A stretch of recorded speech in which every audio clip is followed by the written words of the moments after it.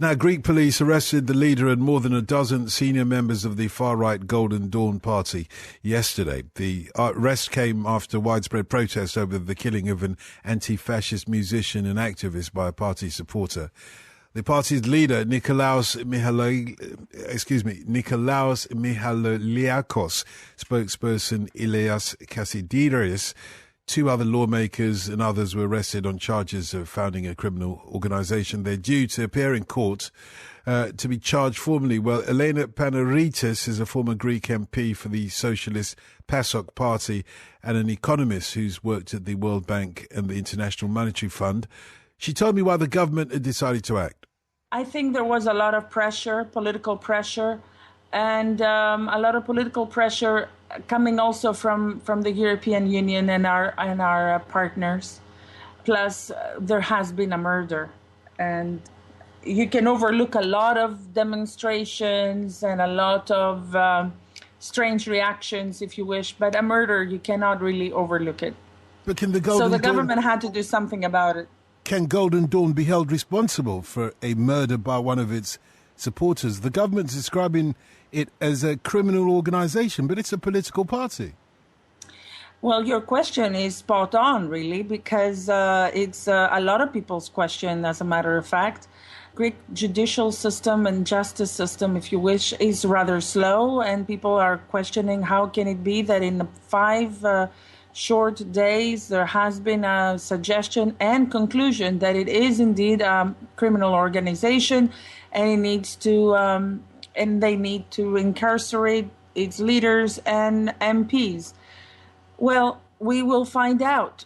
They incarcerated them now, waiting to see in the justice system how this is going to pan out. Frankly, I do not know how all this is going to pan out.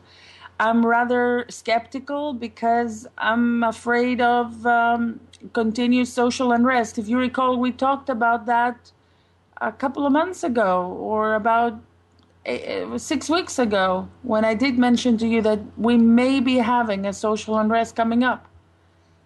Do you think Golden Dawn is responsible for that social unrest? No, I think it's not. Golden Dawn is the impact, is the outcome of an overall growing governance weakening, growing reduction of the ability of having a strong state, of the ability of having checks and balances. And Golden Dawn just simply seeped in to these vacuums and slowly grew and became rather strong. I only really hope that the reaction that we gave as a state is going to be a lasting reaction. Could these arrests backfire, though, on the government? Could they help Golden Dawn in a way? Could we see a wider swing to the right in Greek politics?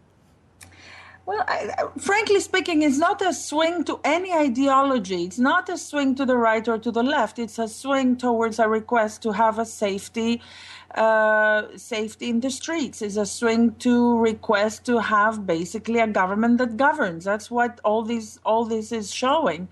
But history shows that we can go both ways. In several countries, we have had social unrest and reaction due to lack of governance or lack of strong government.